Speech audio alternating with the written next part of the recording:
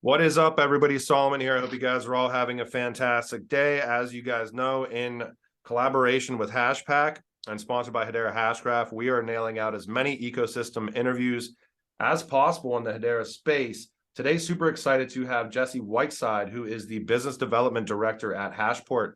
Jesse, it's a pleasure to have you here. Maybe could you give us a little bit of an intro and a background about yourself in crypto and Web3? Yeah, sure. Thanks for having us on, King. My background in crypto's kind of eclectic. Um, like many people, I initially saw Bitcoin probably back in 2012, 2013. And, at the time I thought it was kind of interesting, but like many people kind of went back to what I was doing after preliminarily giving it some thought. And it wasn't until 2017 that really looked at the space seriously, obviously with the run up that it had. And at that point in time, I came across Hedera. I came across the white paper, and just ever since I've been heavily involved in the ecosystem and wanting to be a part of its development as well as the broader Web3 space. And so my background's in finance, but I decided to make the transition full time about almost 2 years now, and come into the community full time to work on Web3 stuff. So. Awesome. So yeah, give us a little bit of an overview about Hashport, or maybe not overview yet, but talk about the origins, like how Hashport really came about and started. Yeah. Obviously, anytime you have an incredible L1 network like Hedera has, and has all sorts of unique properties to it that are very unique to it in the Web3 space, you want to be able to become part of the tapestry and the fabric of Web3. And in order to do that, a lot of times you do need an interoperability solution to connect out to other ecosystems. And so that was basically the genesis of Hashport. It was developed by BCW Group, which is one of the 9 validating members, in conjunction with LimeChain, who is a well-known systems integrator within the Web3 space, and was fostered by Hedera and the HBAR Foundation initially. And so that's how it came to be. What Hashport is in a nutshell is an enterprise grade public utility that basically enables the free frictionless movement of digital assets between distributed networks. And so we're leveraging Hedera Tech on Hashport, predominantly the Hedera Consensus Service. And so all of the transaction requests or port requests that come into the platform, what ends up happening is one of the 9 validating members, and I'll talk about them in a second, they will take that transaction and basically sign it and turn around and submit it to the other 8 members. And so we wait for a super majority of signatures, and then once that happens, and enough validators have seen it, that transaction gets submitted to the Hedera Consensus Service, and the whole, you get a whole bunch of security and finality properties with that. So Hedera's Consensus Service is basically 100% final when a transaction is submitted to it. Finality is coming in anywhere from 3 to 5 seconds. There's fair ordering on the network. It's ABFT. All sorts of good stuff come from leveraging the Hedera Consensus Service. And then from there, once that's logged immutably, we send a message out to the smart contract endpoint on a destination network, wherever that may be, and then we basically mint a representative version of the token. So we use a mint and burn functionality. We don't have dual-sided liquidity on Hashport. A lot of design considerations that went into the platform were based on security first and basically best practices, and seeing some of the other pitfalls that have happened in the interoperability space. There's no silver bullet for interoperability. Lots of people are trying lots of different things, and we just felt like, how do we create the most effective interop solution that will allow users to quickly migrate assets back and forth in a secure manner. And so being able to rely on those first principles, I think, is extremely important to our mission, and being able to carry the same kind of extremely high standards that Hedera has for its ecosystem as well. 100%. And so can you touch base on which other ecosystems and networks Does that interoperability kind of reach out and touch into right now between Hedera and those other networks? Yeah, And yeah, where you guys absolutely. plan to go this year? Potentially, maybe you know, I know you guys have talked about expanding out into more. So Yeah, absolutely. So right now, obviously, we're connecting into some of the main L1 networks as well as L2. So we're connected to Ethereum, Polygon, Avalanche, and BNB Chain.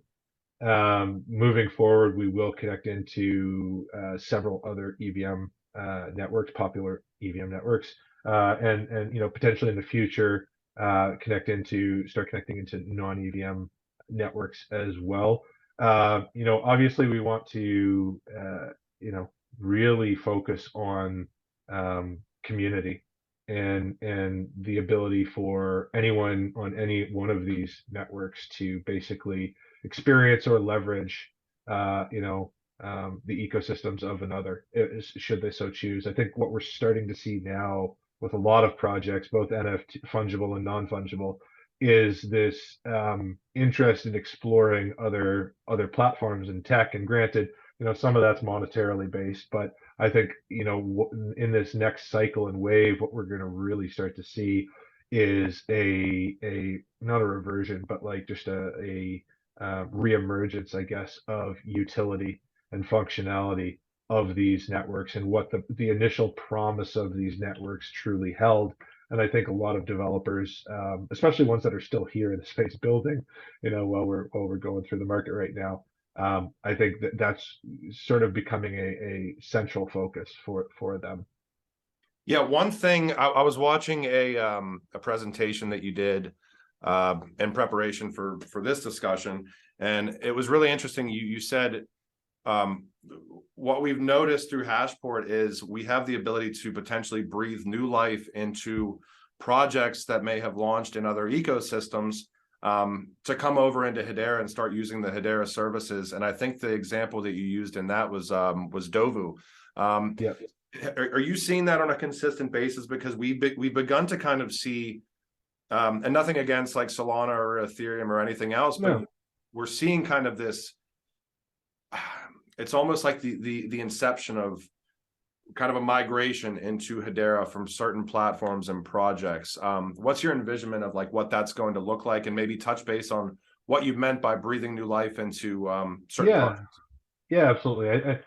I think it's just the broader narrative, like I was just alluding to, in terms of really looking at functionality and utility and what a network can provide. And so, while I don't know exactly when a massive influx of platforms or users will come to the network, what I do know is, invariably when you talk to developers or platforms, specifically about singling out Hedera here, and just in terms of the key functionality, security properties, and things of that nature, when you talk to them, they walk away blown away. And ultimately you're going to end up getting more and more platforms, I think, coming across from an existing Web3 platform, whether it's Ethereum, Polygon, Solana. It doesn't really matter, and then vice versa. Other networks have other properties as well that are really great in their own right. What I think people are really going to start focusing on is these some of the key aspects that don't really get talked a whole lot about. Like, you hear about the trilemma and you hear about certain things, but one thing that never actually gets really spoken to is fair ordering of transactions. It's really actually I would say a fourth tenet of the distributed ledger problem. And Hedera is actually one of the only networks, I think potentially the only network, that's actually solved for fair ordering of transactions. Invariably on other networks, you don't get that fair ordering.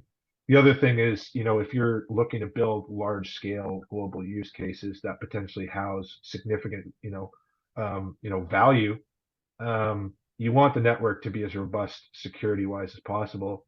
Hedera is, I believe, again, one of the only networks out there based on the Hashgraph protocol, that is asynchronous Byzantine fault tolerant. So, most other networks, if you really dig deep, a lot of times they might not even be Byzantine fault tolerant, right? And so when you're really, looking into that, and lastly, Hedera, obviously, with real world applications and use cases in mind. They've made it super simple to, as a business owner or Web3 developer, to understand what they're working with in terms of the fee structure. So the fee structure is pegged to USD. Yep. So it doesn't, you can come in and you can know exactly if you're trying to budget as a Web3 operator, or even a Web2 looking to come into Web3, exactly what your cost footprint is, and you're going to know with certainty, what you're going to be able to do and not do on the platform. And I think when you wrap all of those things together, it's an extremely compelling argument as to why platforms and services are starting to look at Hedera. 100%. You touched base briefly on the validator swarm. Can you maybe just give a heads up? You said obviously 9. Can you touch base on which companies those represent? Yeah, absolutely. So we've, again, with sort of security and decentralization in mind for the platform and sort of best practices, we've sort of taken again another page out of Hedera's book, in the sense that Hedera's got this massive governing council with leading global entities. We've sort of created our own version of that, granted a smaller subset, and it's comprised of leading Web3 companies. So top to bottom, we've got the HBAR Foundation, obviously, which is Hedera's independent funding arm of the network. Polygon is actually a validator as well. The network itself is a validator. Calaxy, which is Spencer Dinwiddie's decentralized social media platform that they're coming to market with. I mentioned BCW Group earlier to you in private, but BCW Group's a multifaceted digital asset consulting firm, and basically has brought Hashport to life in conjunction with several other players in the space.